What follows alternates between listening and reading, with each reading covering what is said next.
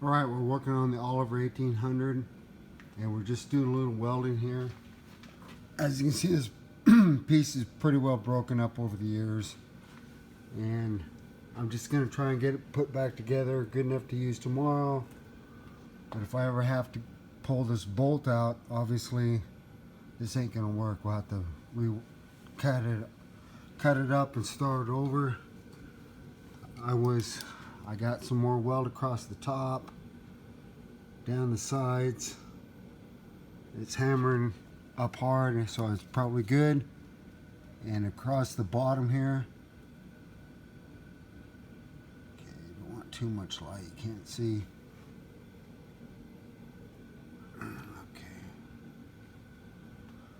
Okay. So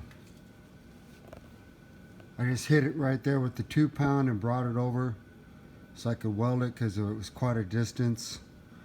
And I gotta pick up tools and I'll put that back on, and that'll finish it for tonight. So this is John Rudy signing off.